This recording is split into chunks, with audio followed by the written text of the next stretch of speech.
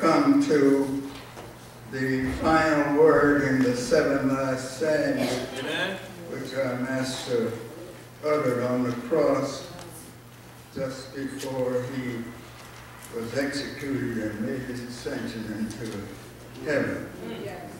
Words have been described in the action that he took. He forgave.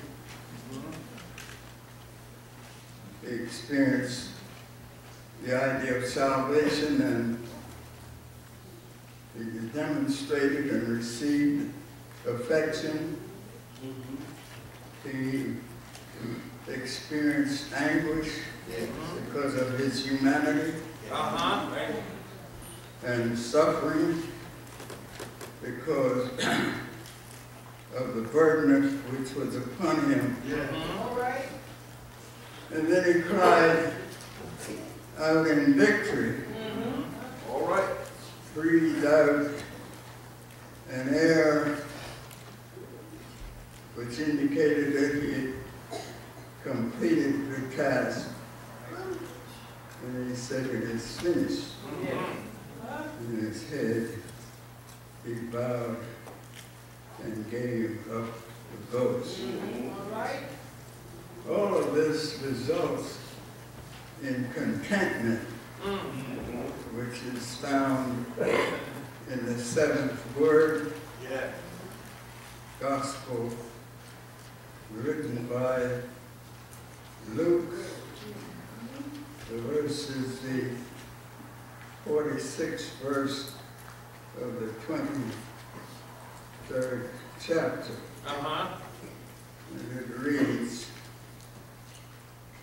"And when Jesus had cried with a loud voice, he said, 'Father, into thy hands I commend my spirit.'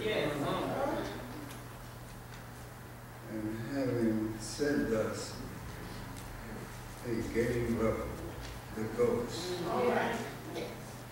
This word is filled with every aspect that is associated with contentment.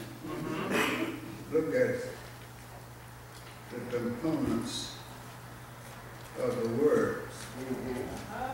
And when Jesus had cried with a loud voice, you can appreciate the fact that the course through which he had gone would bring him to a point where he utterly was ready to cry with a loud voice.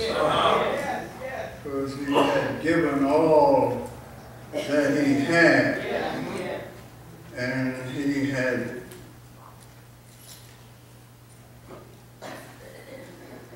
given the contents of his nature, his spirit, and all that made up his person. And he said, "Father, into thy hands I commend my spirit." And he gave up the ghost. I can imagine that he had breathed a sense of satisfaction, for he had obeyed his Father's will from the very beginning. When man had sinned and broken a relationship which God had planned to exist forever. Sin came in and messed it up. And that put man in an awful condition. He went through anguish and through suffering and through pain because sin separated him from his Maker. Yes. But the nature and the love, the mercy and the goodness and the kindness and the power and the holiness of God was demonstrated because of his love for man. Right. For he loved the world so much that he was willing to give up his only begotten Son. And see, the Son and the Father and the Holy Spirit are one. And after man had sinned, he was messed up. And God said, well, what am I going to do about this? The Son said, I'll come up and I'll go down. And I'll take him on the cross. I'll take his place. Because that's all right, but you can't stay down there. You got to come back up here and rule with me. But I heard the Holy Spirit said, I'll go down.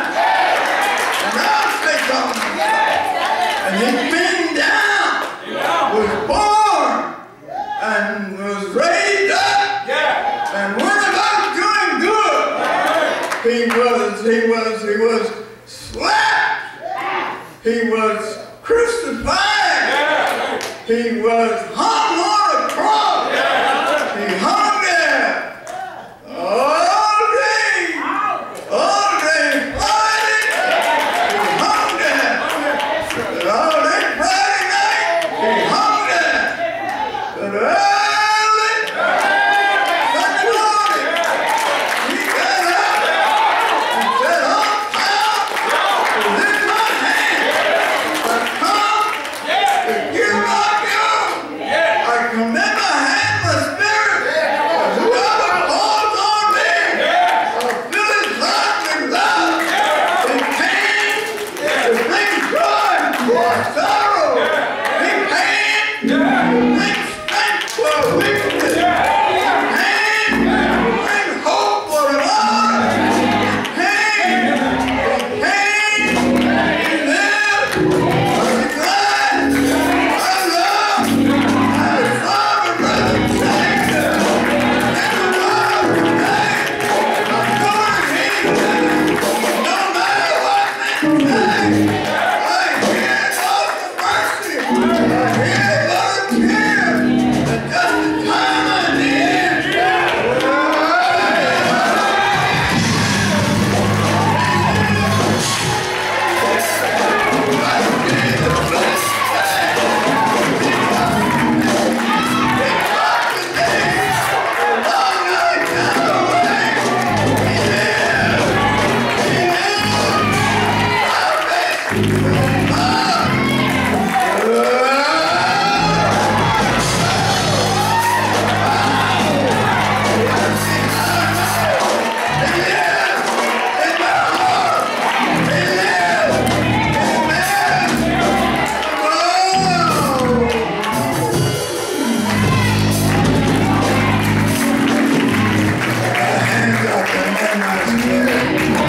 I'm glad he lived. He woke me up this morning.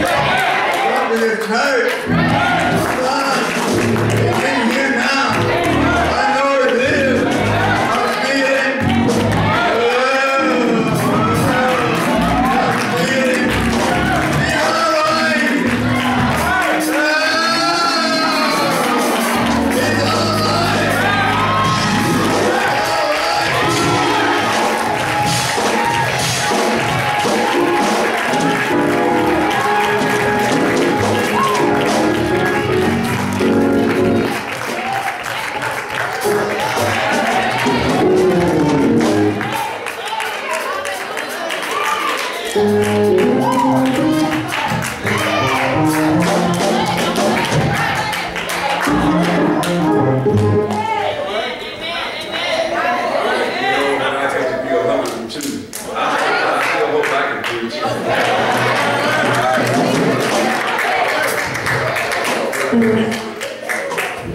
The only way that you can have eternal life is that you must believe came and he was crucified, and then he ascended, he resurrected and ascended it back to his Father.